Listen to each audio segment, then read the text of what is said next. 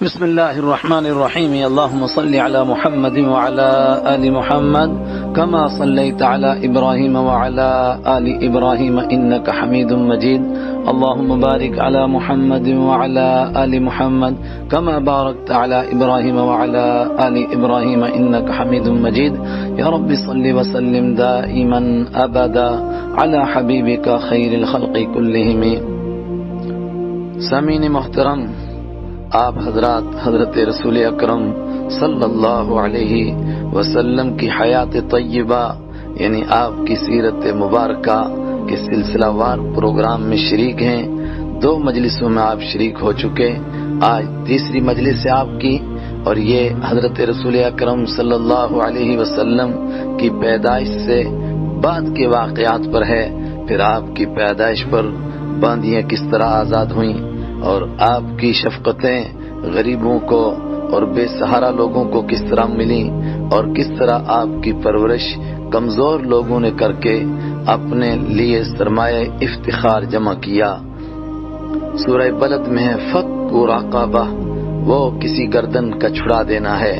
چچا ابو لہب کو اس کی باندی حضرت ثویبہ نے خبر دی کہ عبداللہ کے گھر میں آپ کا حسین و جمیل بھتیجا تشریف لایا ہے. اس نے خوشی میں انگلی سے اشارہ کر کے اعلان کر دیا کہ جا تو آزاد ہے.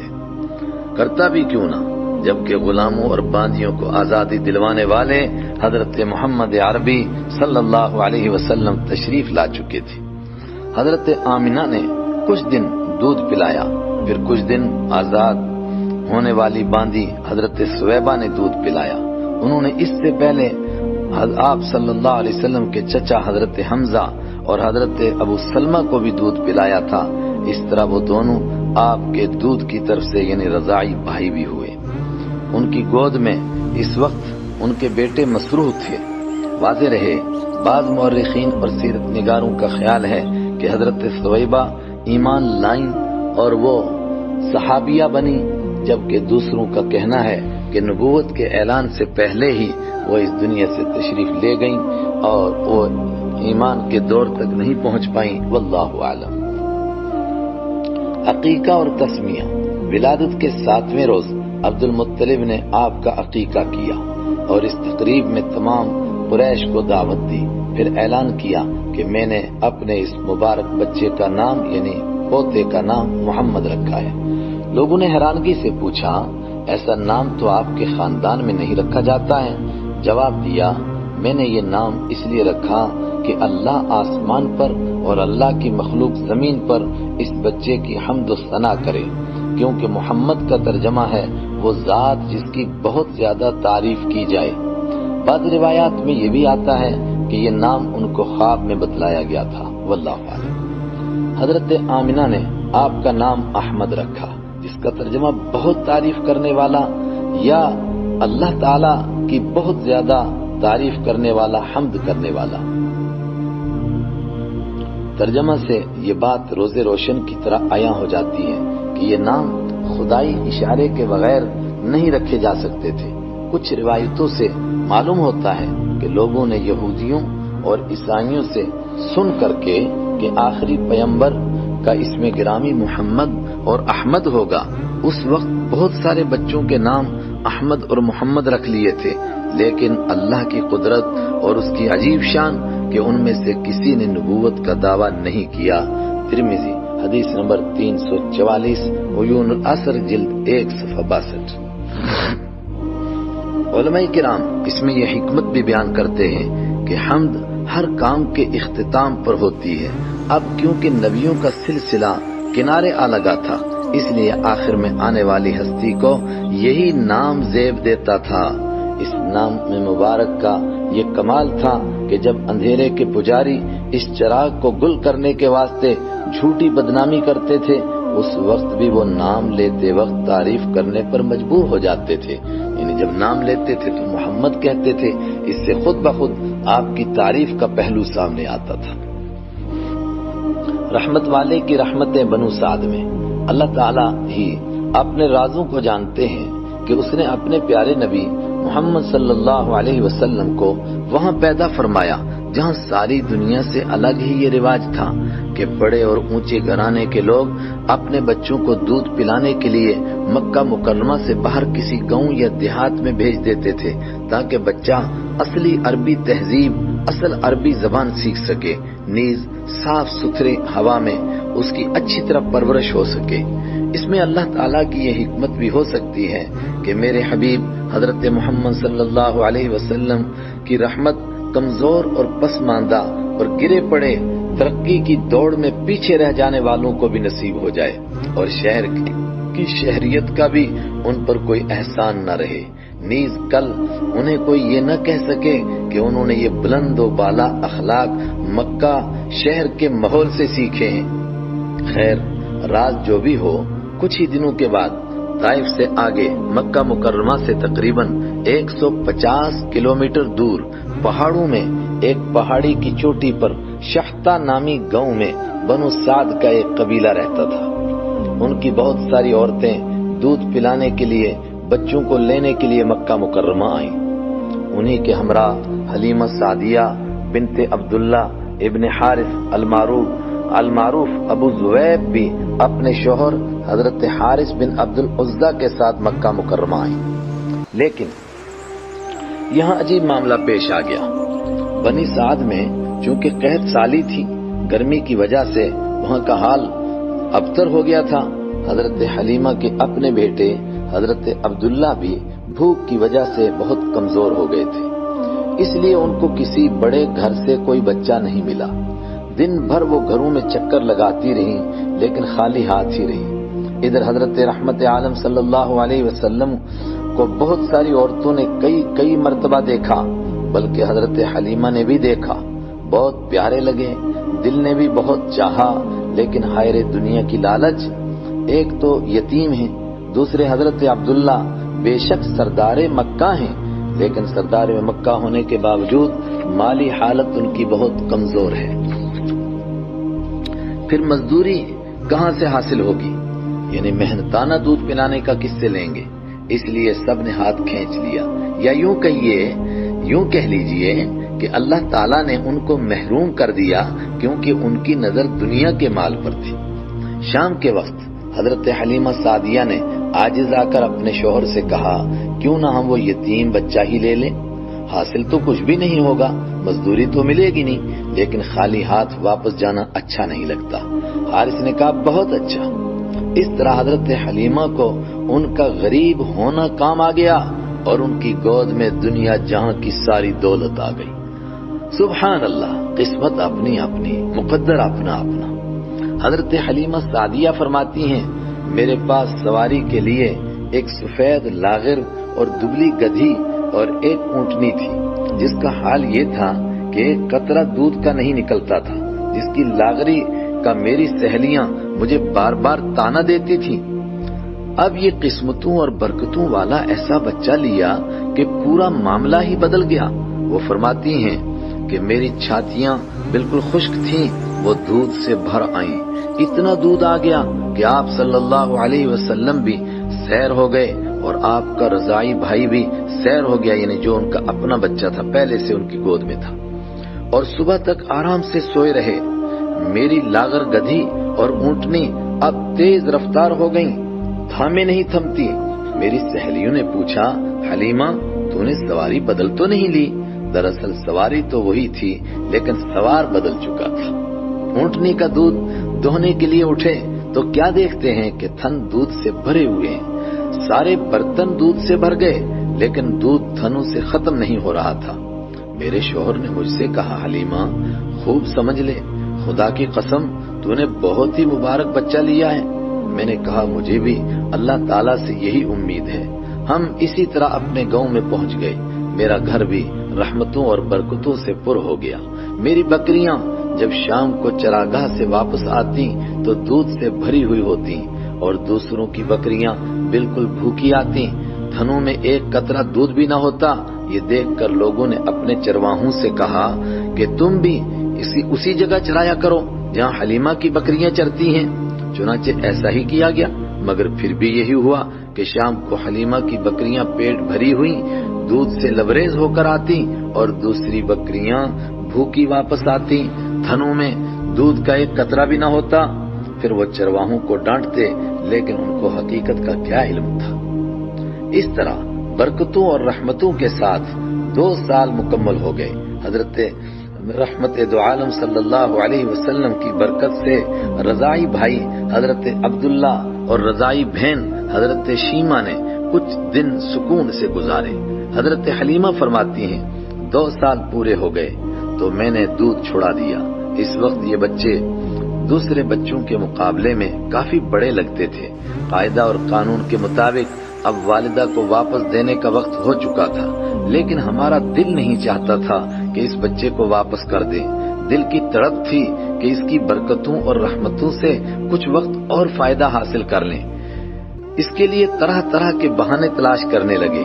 وعدہ کی مجبوری کی بنا پر واپس والدہ کے پاس لے تو گئی آئی، مگر پہنچتے ہی میں نے درخواست کر دی کہ اس در یتیم کو چند روز اور میرے ہی پاس چھوڑ دیں، یہ کچھ پرورش حاصل کر لے گا اور میری آنکھیں بھی ٹھنڈی رہیں گی۔ اللہ کی شان کہ مکہ میں کوئی وبا پھیلی ہوئی تھی ان دنوں میں، جس کی وجہ سے حضرت آمنہ نے میری درخواست فوراً قبول فرما لی اور مجھے مزید 2 سال کی اجازت دے دی۔ پھر میں اس خوشی کو کیسے بیان کروں جو واپسی پر مجھے حاصل ہوئی۔ البدایہ والنہایہ جلد 2 صفحہ 287۔ سینہ مبارک چاک کیا جاتا ہے، بڑا اہم واقعہ۔ حضرت حلیمہ سعدیہ ہی فرماتی ہیں حضرت نبی اکرم صلی اللہ علیہ وسلم 3 یا 4 سال کے تھے تو میرے بچوں کے ساتھ بکریاں چرانے لگ گئے۔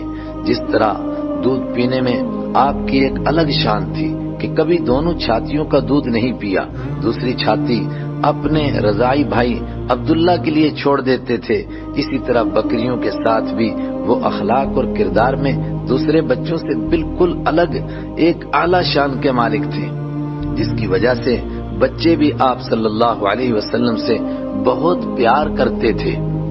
بچے کھیل کود میں مشغول ہو جاتے، لیکن آپ صلی اللہ علیہ وسلم ایک جگہ بیٹھ کر بکریوں کی حفاظت کرتے تھے۔ 4 سال کی عمر میں ایک عجیب واقعہ پیش آیا جس کا تذکرہ سیرت کی کتابوں کے علاوہ حدیث کی کتابوں میں بھی تفصیل کے ساتھ موجود ہے کہ ایک روز آپ رضائی بھائی بہنوں کے ساتھ بکریاں چرانے کے لیے جنگل گئے ہوئے تھے کہ اچانک سفید لباس والے 2 فرشتے انسانی شکل میں آئے اور آپ صلی اللہ علیہ وسلم کو زمین پر لٹا کر سینہ مبارک چاک کر کے قلب مطہر کو نکالا اور زمزم سے دھویا، نیز اس میں سے جمے ہوئے خون کے سے ایک ٹکڑے کو نکال کر کہا یہ شیطان کا حصہ تھا جو نکال دیا گیا۔ دوسرے بچے یہ منظر دیکھ کر، یہ عجیب و غریب واقعہ دیکھ کر ڈر گئے اور گھر کی طرف دوڑتے ہوئے آئے۔ حضرت حلیمہ سے کہا ہمارے قریشی بھائی کو اس طرح 2 آدمی نے قتل کر دیا ہے۔ یہ واقعہ سنتے ہی حلیمہ اور ان کے شوہر کے ہوش اڑ گئے کہ یہ کیا ہو گیا ہے۔ دوڑتے ہوئے پہنچے تو دیکھا کہ آپ ایک جگہ کھڑے ہیں اور کچھ سہمے ہوئے ہیں، چہرہ انور کا رنگ فق ہے۔ پوچھا کیا ہوا؟ حضرت نے صلی اللہ علیہ وسلم نے پورا واقعہ سنا دیا۔ حضرت حلیمہ سن کر بہت زیادہ گھبرا گئی کہ یہ کیا معاملہ ہو گیا۔ دونوں نے مشورہ کر کے یہ فیصلہ کیا کہ نہ چاہتے ہوئے بھی اب اس مبارک ہستی کو والدہ کے سپرد کرنا ضروری ہو گیا ہے۔ حضرت حلیمہ اور ان کے شوہر نبی اکرم صلی اللہ علیہ وسلم کو لے کر ڈرتے ڈرتے مکہ پہنچ گئے۔ حضرت آمنہ کو پورا قصہ سنایا۔ انہوں نے بڑے اطمینان کے ساتھ فرمایا میرے اس بچے کی کچھ شان ہی نرالی ہے، میں تو پہلے دن سے ہی اس طرح کی بہت حیرت ناک باتیں دیکھتی رہی ہوں، آپ پریشان نہ ہوں، اللہ پر چھوڑ دیں۔ ابن ہشام جلد 1 صفحہ 185۔ یہ ایک ڈر تھا جس کی بنا پر حضرت حلیمہ نبی اکرم صلی اللہ علیہ وسلم کو مکہ واپس لانے پر مجبور ہو گئیں، ورنہ جو برکتیں انہوں نے 4 سال میں اپنی آنکھوں سے دیکھی تھی ان کے بعد وہ واپس کب کرتی۔ اس طرح 4 سال کی عمر میں کائنات کے سردار، نبیوں کے امام، رحمت للعالمین صلی اللہ علیہ وسلم اپنی ماں کی آنکھوں کو ٹھنڈک پہنچانے کے لیے ماں کی ٹھنڈی چھاؤں میں آ گئے، لیکن اللہ تعالیٰ کو کچھ اور ہی منظور تھا۔ ابھی 2 سال ہی گزرے تھے کہ والدہ محترمہ حضرت آمنہ کو خیال آیا کہ ان رشتہ داروں سے تو کئی بار ملاقات ہو چکی ہے اور انہوں نے آپ کی زیارت کر کے بہرحال اپنی آنکھیں ٹھنڈی کی، لیکن آپ کے دادا عبد المطلب کا ننھال آرزو مند ہے، اور کچھ مورخین لکھتے ہیں کہ در حقیقت ان کو اپنے شوہر کی بہت یاد آ رہی تھی، وہ ان کی قبر پر جانا چاہتی تھی۔ بات جو بھی ہو، 6 سال کی عمر مبارک میں حضرت آمنہ نے اپنے لاڈلے چاند کو مدینہ لے جانے کا فیصلہ کر لیا۔ اس سفر میں حضرت آمنہ کے ہمراہ حضرت نبی اکرم صلی اللہ علیہ وسلم اور ان کی باندھی حضرت ام ایمن تھی، جو آپ کی دائی بھی لگتی تھی۔ مدینہ منورہ میں 1 مہینے تک حضرت عبد المطلب کے ننھال بنو نجار میں رہے، وہیں قیام فرمایا۔ اس 1 مہینے میں حضرت رحمت عالم صلی اللہ علیہ وسلم نے یہاں ایک تالاب میں تیرنا سیکھا۔ کچھ روایتوں میں آتا ہے کہ مدینہ میں کچھ یہودی عالموں نے آپ صلی اللہ علیہ وسلم کو پہچان لیا تھا کہ یہ آخری نبی ہوں گے، اور یہ بات مدینہ میں پھیل گئی۔ پھر کچھ تو اپنی پرانی کتابوں کو تلاش کر کے خوشخبری دیتے تھے، لوگوں کو خوشخبری دیتے تھے کہ وہ ہستی جن کے انتظار میں سب تھے وہ آ گئے ہیں، اور کچھ تعصب اور ضد کی بنا پر لوگوں کو ڈراتے تھے کہ آخری نبی تشریف لے آئے، اب اس سورج کے طلوع ہونے کے بعد ہمارے ٹمٹماتے چراغوں کا کیا ہوگا۔ انہی باتوں کی وجہ سے حضرت آمنہ نے 1 مہینے کے بعد ہی واپسی کا انتظام کر لیا، ورنہ اتنا جلدی یہ ننھال والے ان کو چھوڑنے والے نہیں تھے۔ والدہ محترمہ کی وفات اور دادا کی پرورش، قرآن پاک نے اس موقع پر عجیب بات فرمائی، فَأَمَّا الْيَتِيمَ فَلَا تَقْهَرْ، تو آپ یتیم پر سختی نہ کیجیے۔ جن کا سایہ پوری دنیا کو نصیب ہونا تھا، اللہ تعالیٰ ان کو والدہ محترمہ کے سایہ کا محتاج کب کرنے والا تھا؟ دنیا میں تشریف لانے سے قبل ہی والد محترم کا سایہ اٹھ چکا تھا، جیسا کہ ہم پیچھے سن چکے۔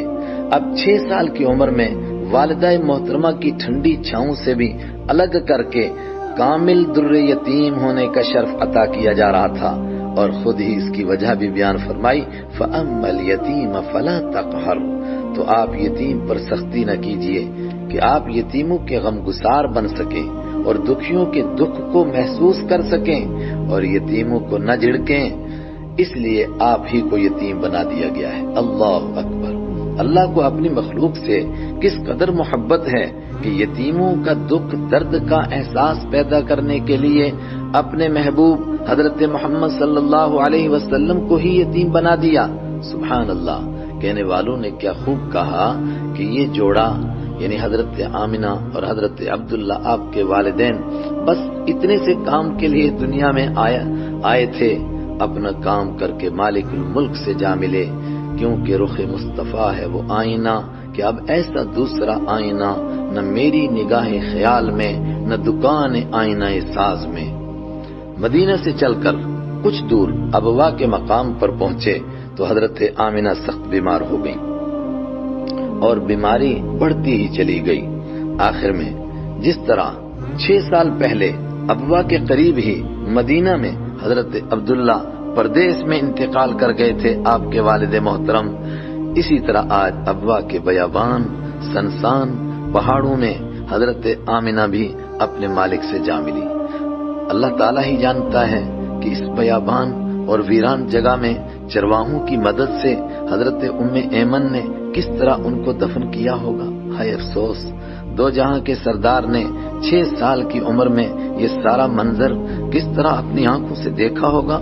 کچھ تاریخی روایتوں میں آتا ہے کہ حضرت ام ایمن نے آپ کو تسلی اور اطمینان دے کر مکہ کے لیے تیار تو کر لیا، لیکن آپ صلی اللہ علیہ وسلم 3 بار ام ایمن سے چھوٹ کر اپنی والدہ کی قبر سے لپٹ کر یہ فرماتے تھے، میں آپ کے بغیر کس طرح رہوں گا۔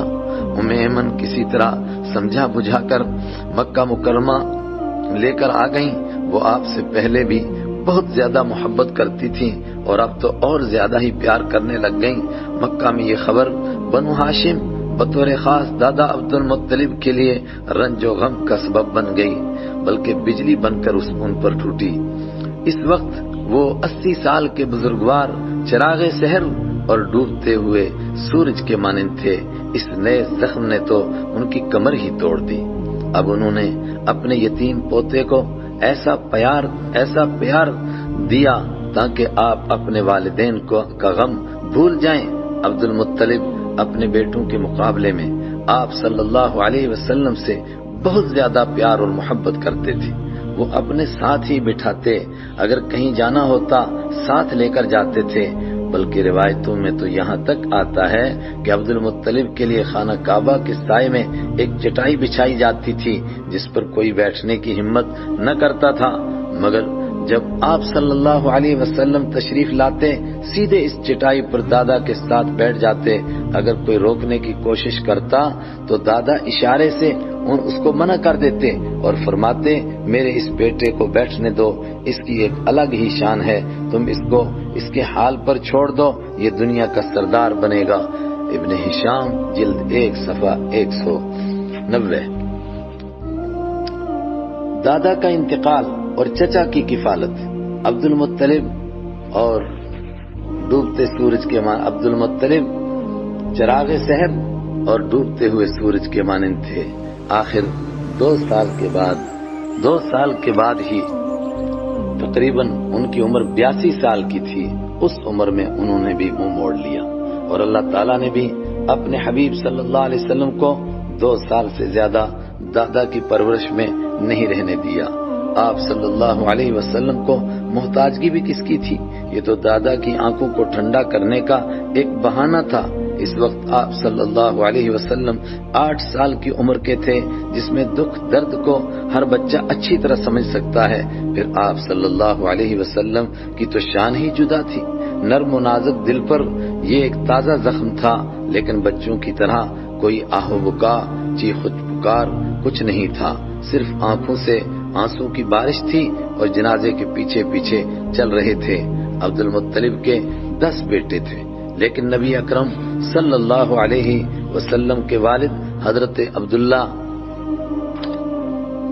کے حقیقی اور عینی بھائی صرف ابو طالب تھے، اور ابو طالب کے علاوہ زبیر تھے۔ یہ دونوں آپ صلی اللہ علیہ وسلم سے بہت پیار کرتے تھے۔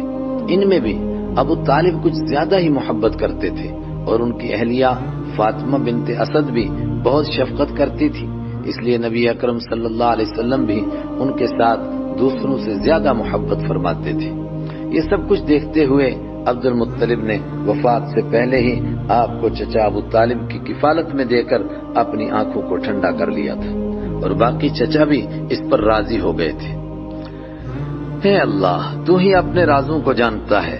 ابو طالب اپنے تمام بھائیوں میں سب سے زیادہ غریب تھے، ان سے تو حضرت عباس کی حالت بھی بہتر تھی، اور عبد العزا یعنی ابو لہب آپ کا چچا تو مکہ کے سیٹھوں میں سے ایک بڑا سیٹھ تھا، لیکن اللہ تعالیٰ اپنے حبیب صلی اللہ علیہ وسلم پر کسی سیٹھ اور مالدار کا احسان نہیں رکھنا چاہتا تھا۔ اس نے تو اپنے حبیب صلی اللہ علیہ وسلم کی برکت سے حضرت ابو طالب جیسے غریب اور نادار کی غربت کو دور کرنا تھا، اس لیے ابو طالب کی کفالت میں آپ کو دیا گیا۔ ابو طالب نے شفقت کا حق ادا کر دیا، یہاں تک کہ آپ کو اپنی اولاد سے بھی زیادہ عزیز رکھا۔ کھاتے پیتے اٹھتے بیٹھتے سوتے جاگتے ہر وقت اپنے ساتھ رکھتے تھے۔ ایمان قبول نہ کرنے کے باوجود تمام کفار کے سامنے پہاڑ بن کر وہ کھڑے رہے۔ ابو طالب کے وہ اعلیٰ اور اونچا اخلاق اور کردار تھے جن کی مثال پیش نہیں کی جا سکتی، بلکہ کہنے والوں نے تو یہاں تک کہہ دیا کہ آسمان کے نیچے روئے زمین پر ایسے چچا اور بھتیجا نہیں پائے جائیں گے۔ لیکن حقیقت میں ابو طالب آپ صلی اللہ علیہ وسلم کی کیا کفالت کرتے، بلکہ آپ صلی اللہ علیہ وسلم کی برکتیں ان کو نصیب ہو گئی تھی۔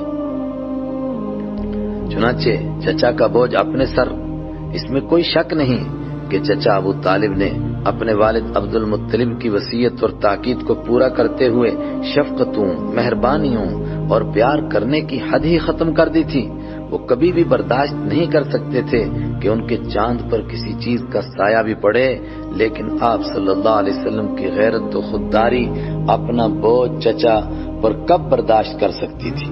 بس 10 سال کی عمر میں حضور صلی اللہ علیہ وسلم نے چچا ابو طالب کی کمزور حالت دیکھتے ہوئے کچھ پیسوں پر مکہ کے لوگوں کی بکریاں چرانی شروع کر لیں۔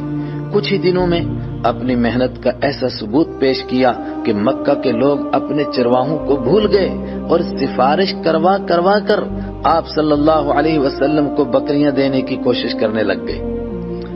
اسی طرح نبی اکرم صلی اللہ علیہ وسلم نے چچا کا بوجھ بھی اپنے سر لے لیا، یا یہ کہیے کہ یہ بکریاں چرانا نہیں تھا بلکہ اللہ تعالیٰ کی طرف سے یہ دنیا جہان کو سنبھالنے اور سارے جہان کو اپنے مدار پر لانے، یعنی سیدھے راستے پر چلانے کا طریقہ سکھانے کا انتظام ہو رہا تھا، اور بکریاں چرانے کے ذریعے اس کی عملی مشق کروائی جا رہی تھی۔ نبوت کے اعلان کے بعد آپ صلی اللہ علیہ وسلم کبھی کبھی بکریاں چرانے کے اس زمانے کو یاد فرما کر اپنے دل کو ہلکا کیا کرتے تھے۔ ایک بار صحابہ کرام کی ایک جماعت کے ساتھ ایک جنگل میں تشریف لے گئے تو فرمایا، بیریوں میں سے جو سیاہ ہوں، کالی ہوں، وہ پکی ہوئی اور میٹھی ہوتی ہیں، وہ کھاؤ۔ مجھے یہ تجربہ بکریاں چراتے ہوئے ہوا تھا۔ طبقات ابن سعد اور بخاری روایت نمبر 2207۔ ایک بار آنکھ کے درد پر ایک جنگلی جڑی کا تذکرہ فرمایا کہ میں نے بکریاں چراتے ہوئے دیکھی تھی۔ صحابہ کرام نے حیران ہو کر عرض کیا، حضرت آپ صلی اللہ علیہ وسلم نے بھی بکریاں چرائی ہیں؟ آپ صلی اللہ علیہ وسلم نے فرمایا، کوئی نبی ایسا نہیں گزرا جس نے بکریاں نہ چرائی ہوں۔ فتح الباری جلد 4 صفحہ 464۔ شام کا سفر اور بحیرہ راہب سے ملاقات۔ پیچھے یہ بات آ چکی ہے کہ مکہ کے لوگ 2 تجارتی سفر کیا کرتے تھے، ایک یمن کی جانب، دوسرا شام کی جانب۔ ان کی معیشت کا نظام انہی 2 سفروں پر چلتا تھا۔ حضرت نبی اکرم صلی اللہ علیہ وسلم کی عمر مبارک تقریباً 12 سال کی ہوگی کہ چچا ابو طالب نے دوسرے مسافروں کے ساتھ شام کے سفر کا پختہ ارادہ کر لیا۔ ابو طالب سفر کی مشقتوں، مصیبتوں سے بخوبی واقف تھے، اس لیے وہ بچوں میں سے کسی کو اپنے ساتھ نہیں لے جا رہے تھے، اور اپنے بھتیجے کی تو وہ معمولی سی پریشانی بھی برداشت نہیں کر سکتے تھے۔ لیکن جب نبی اکرم صلی اللہ علیہ وسلم کو معلوم ہوا تو آپ بضد ہو گئے کہ مجھے بھی اپنے ساتھ لے چلو۔ مطلب یہ تھا کہ اس طرح چچا کا بوجھ تھوڑا کم ہو جائے گا۔ چچا بھی اپنے بھتیجے کا دل ٹوٹتے ہوئے کب دیکھ سکتے تھے۔ آخر انہوں نے حضرت نبی اکرم صلی اللہ علیہ وسلم کو اجازت دے دی تو آپ خوش ہو گئے۔ دراصل ابو طالب اپنے بھتیجے میں کچھ ایسی اعلیٰ کردار کی باتیں دیکھتے تھے جو اس عمر کے بچوں میں بالکل نہیں پائی جاتی ہیں۔ بچوں کا کام کھیل کود، آپس میں لڑائی جھگڑا ہوتا ہے، بلکہ کئی مرتبہ آپس میں گالی گلوچ بھی ہو جاتی ہے، مگر ان کے بھتیجے میں ایسی کوئی بات وہ سوچ بھی نہیں سکتے تھے۔ ہمیشہ بچوں سے الگ تھلگ، خاموش مزاجی کے ساتھ رہنا، چھوٹوں سے بہت پیار اور محبت اور شفقت سے پیش آنا، اور بڑوں کے ساتھ ادب اور احترام سے بات کرنا آپ صلی اللہ علیہ وسلم کی پیاری عادت شریفہ تھی۔ بڑے لوگوں کی طرح عقل مندی کی باتیں کرتے تھے، اسی لیے ابو طالب آپ کے ساتھ صرف پیار ہی نہیں کرتے تھے بلکہ بڑوں کی طرح عزت و احترام کے ساتھ پیش آتے تھے۔ نبی کریم صلی اللہ علیہ وسلم سے ایسے گفتگو فرماتے تھے جیسے کسی بڑے تجربہ کار آدمی سے مشورہ کر رہے ہوں۔ خیر، یہ تجارتی قافلہ مکہ سے نکل کر پڑاؤ کرتے کرتے کئی دنوں کے بعد عرب کی سرحد عبور کر کے شام کے سرحدی شہر بصرہ میں داخل ہو گیا۔ یہ وہی شہر ہے جس کو حضرت آمنہ نے حضرت رحمت عالم صلی اللہ علیہ وسلم کی پیدائش کے وقت چمکتے ہوئے دیکھا تھا۔ وہاں قافلے نے عیسائیوں کے گرجا گھر کے قریب پڑاؤ ڈالا۔ سفر سے تھکے ہوئے لوگ جلدی سے آرام کے لیے لیٹ گئے۔ اس کلیسا میں عیسائیوں کے ایک بہت بڑے مذہبی پیشوا اور عالم بحیرہ راہب رہتے تھے، جن کا نام بعض حضرات نے جرجیس لکھا ہے۔ انہوں نے قافلے میں کچھ عجیب و غریب باتیں دیکھی۔ انہوں نے دیکھا کہ قافلے میں ایک نوجوان کے ساتھ سایہ چل رہا ہے، اور جب وہ ایک درخت کے نیچے بیٹھے تو سایہ بھی انہی کے اوپر ٹھہر گیا۔